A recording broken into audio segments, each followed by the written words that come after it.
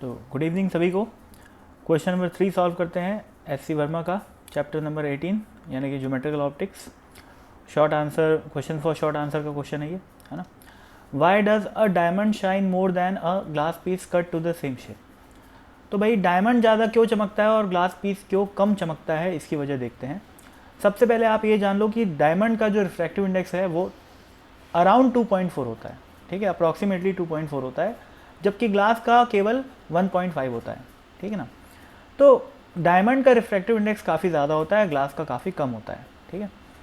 तो अगर डायमंड के लिए अगर अपन क्रिटिकल एंगल कैलकुलेट करेंगे तो IC बराबर क्या आएगा, साइन इनवर्स 1/μ, है ना भाई। क्रिटिकल एंगल कैलकुलेट करने का एयर के रेस्पेक्ट में बात कर रहा हूँ मैं, है ना। जैसे मान लो ये डायमंड है, यहाँ नीचे में डायमंड है, ठीक है, और ऊपर एयर है ना। इस लाइन के नीचे डायमंड है, ऊपर एयर है।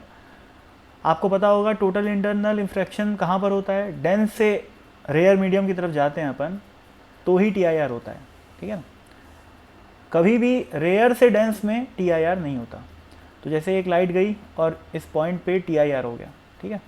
तो क्रिटिकल एंगल क्या होता है भाई, जैसे मान लो ये क्रिटिकल एंगल है। देखो डायमंड के लिए क्रिटिकल एंगल कैलकुलेट कैसे करते हैं, ये एयर है तो रिफ्रैक्टिव इंडेक्स 1 और ये डायमंड है तो रिफ्रैक्टिव इंडेक्स कितना हो गया 2.4। तो क्रिटिकल एंगल कैलकुलेट करते हैं साइन इनवर्स 1/2.4 से, यानी कि साइन इनवर्स 1/μ से, जो कि अप्रॉक्सीमेटली 24 डिग्री आता है। तो डायमंड के लिए क्रिटिकल एंगल कितना है 24 डिग्री।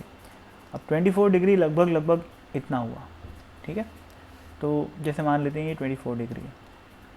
तो कोई भी आने वाली लाइट अगर इस क्रिटिकल एंगल से ज़्यादा एंगल पे फॉल कर रही है तो वो क्या करेगी, TIR कर जाएगी। तो ये वाली लाइन TIR कर जाएगी। लेकिन अगर कोई ऐसी लाइन है, ये जैसे ब्लू वाली बनाया मैं, है ना, ये वाली लाइन क्रिटिकल एंगल से छोटे एंगल पे इंसिडेंट हो रही है, तो ये क्या करेगी, TIR नहीं करेगी, ये क्या करेगी, रिफ्रैक्ट कर जाएगी, ठीक है ना भाई। तो बात समझने की ये है कि डायमंड का जो क्रिटिकल एंगल है वो बहुत ही छोटा है। अब मैं बात करता हूँ ग्लास की। ग्लास के लिए सेम चीज़ है, IC बराबर, मैं ग्लास और एयर की बात कर रहा हूँ, है ना। हमेशा जो क्रिटिकल एंगल होता है वो किसी दो मीडियम के कॉम्बिनेशन का होता है। तो फिलहाल मैं एयर और ग्लास की बात कर रहा हूँ। अगर आप वाटर और ग्लास की फिलहाल मैं इस केस में एयर और ग्लास की बात कर रहा हूँ, और यहाँ पर मैं एयर और डायमंड की बात किया था। अगर आप एयर और ग्लास के लिए निकालोगे, एयर और या वाटर या और ग्लास के लिए निकालोगे तो अलग क्रिटिकल एंगल आएगा, है ना भाई। तो ऐसे दो अलग अलग कॉम्बिनेशन का क्रिटिकल एंगल अलग अलग आता है ना। तो ये 1 जो लिखा हुआ है ना, ये एक्चुअल में रिफ्रैक्टिव इंडेक्स ऑफ एयर है। तो मैं इसको mu of air upon mu of diamond भी बोल सकता था, ठीक है, पर मैं डायरेक्ट लिख दिया हूँ, अज्यूमिंग दैट रिफ्रैक्टिव इंडेक्स का आपको आइडिया होगा, है ना। अब देखो भाई, ये जो केस है, ये मान लेते हैं इसके नीचे क्या है, ग्लास है, और यहाँ पर है एयर। तो यहाँ पर रिफ्रैक्टिव इंडेक्स 1 हो गया और यहाँ पर रिफ्रैक्टिव इंडेक्स कितना हो गया 1.5, ठीक है। इस केस में ये नॉर्मल वाली डायरेक्शन हो गई। इस केस में रिफ्रैक्टिव इंडेक्स जब अपन कैलकुलेट करते हैं जब अपन क्रिटिकल एंगल कैलकुलेट करते हैं तो 42 डिग्री आता है। तो 42 डिग्री मतलब कहाँ पर है, जैसे मान लेते हैं ये लगभग इतना होगा, ठीक है। ये अप्रॉक्सीमेट है भाई। देखो 1.5 जो है रिफ्रैक्टिव इंडेक्स ऑफ ग्लास, वो अप्रॉक्सीमेट होता है। अलग अलग ग्लास की क्वालिटी होती है, अलग अलग मटेरियल होता है, तो अलग अलग रिफ्रैक्टिव इंडेक्स होता है, पर एवरेज में अपन उसको 1.5 लेते हैं। SC वर्मा में भी बहुत जगह 1.5 यूज़ किया हुआ है, ठीक है।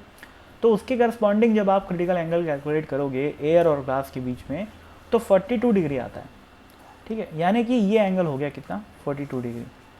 अब कोई लाइट जो कि इस 42 के अंदर लाई कर रही है वो तो रिफ्रैक्ट हो जाएगी, पर एक ऐसी लाइट जो कि जिसका इंसिडेंट एंगल 42 से बड़ा है वो क्या करेगी, टोटल इंटरनल रिफ्लेक्शन कर जाएगी। तो आप ये देखो किस केस में, डायमंड के केस में या फिर ग्लास के केस में, इन दोनों में से किस केस में TIR की पॉसिबिलिटी ज़्यादा है टोटल इंटरनल रिफ्लेक्शन की। देखो ध्यान से, ये जो पूरा रीजन है, ये वाला इतना रीजन, इसमें अगर कोई लाइट आएगी तो वो क्या करेगी, TIR कर जाएगी, क्योंकि डायमंड का रिफ्रैक्टिव जो क्रिटिकल एंगल है वो काफ़ी कम है, 24 डिग्री। जबकि ग्लास के केस में इतने पोर्शन में अगर कोई लाइट आती है, ठीक है ना, यहाँ पर कोई लाइट इंसिडेंट होती है, तब वो TIR करेगी। तो ऑब्वियसली भाई ये वाला जो पोर्शन है वो छोटा है और ये काफ़ी बड़ा पोर्शन है। Portion in the sense angle के टर्म्स में बात कर रहा हूँ मैं। तो ओवरऑल इस डायग्राम, इन दोनों डायग्राम को देख के मैं ये बोल सकता हूँ कि ग्लास के केस में TIR की पॉसिबिलिटी कम है, जबकि डायमंड के केस में TIR की पॉसिबिलिटी काफ़ी ज़्यादा है। अब इस लाइन को समझने के बाद इस डायग्राम को मिटा दिया जाए और मैं अब आता हूँ क्वेश्चन पे। क्वेश्चन में देखो क्या लिखा हुआ है, why does a diamond shine more than a glass piece cut to the same shape. अब मान लो मैं एक डायमंड को इस तरीके से काट दिया है ना, और सेम शेप में मैं ग्लास को भी काट दिया, ठीक है। डायमंड को तराशा जाता है तभी वो शाइन करता है, रॉ डायमंड को ले लोगे तो वो शाइन नहीं करता, ठीक है ना। तो लेकिन फ़िलहाल तो अपन को क्वेश्चन में दिया हुआ है कि अगर दोनों को सेम तरीके से तराशा गया है, अब मान लो कोई लाइट आई तो अंदर तो घुसेगी डेफिनेटली, क्योंकि वो रेयर मीडियम से डेंस मीडियम में जा रही है। इस केस में भी लाइट आई, अंदर घुस गई।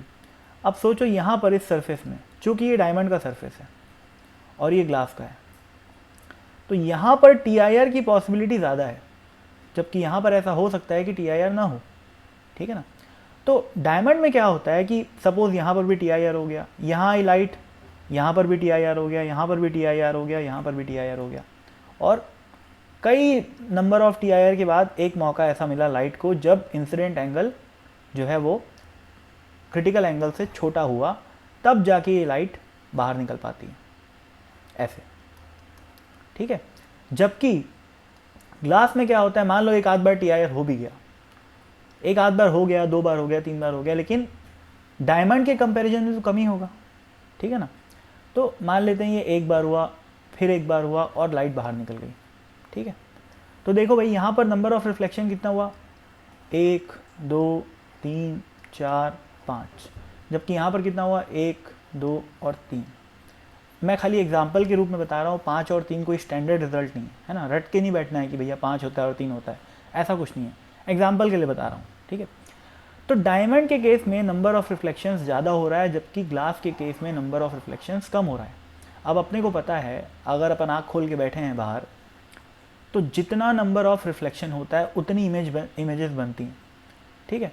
तो एक बल्ब मान लो यहाँ पर जल रहा है, बल्ब से लाइट आएगी, डायमंड में घुसेगी, multiple times of total internal reflection होगा, हर रिफ्लेक्शन के करस्पॉन्डिंग अपने को क्या दिखेगी, इमेज दिखेगी। तो हमें ऐसा लगेगा कि भाई डायमंड बहुत चमक रहा है, जबकि ग्लास के केस में ऐसा नहीं होगा, ठीक है ना। ग्लास के केस में number of total internal reflections काफ़ी कम होंगे, इस वजह से जो ग्लास है वो कम शाइन करता है, ठीक है। यही इसका सीधा साधा एक्सप्लेनेशन है, ठीक है। और ग्लास और डायमंड को डिफ्रेंशिएट करने के लिए अपन क्या करते हैं, थोड़ा ग्लास को पकड़ लिए और सेम शेप के डायमंड को पकड़ लिए, उसको अपन थोड़ा सा घुमाते हैं, एंगल रोटेट करते हैं। तो होता ये है कि ग्लास को घुमाओगे तो नंबर ऑफ जैसे बहुत सारे उसमें छोटे छोटे सरफेस होते हैं, क्योंकि जब तराशा जाता है डायमंड को तो बहुत सारे सरफेस होते हैं, तो बहुत 2-4 सरफेस आपको चमकते हुए दिखाई देंगे ग्लास के। लेकिन डायमंड के साथ क्या होगा, सारे सरफेस आपको चमकते, सारे नहीं पर ग्लास की तुलना में ज़्यादा नंबर ऑफ सरफेस आपको चमकते हुए दिखाई देंगे। इस वजह से बोलते हैं कि diamond shines more than the glass, ठीक है। तो यही बात है ना। तो आई होप आपको समझ में आया हो। Thank you.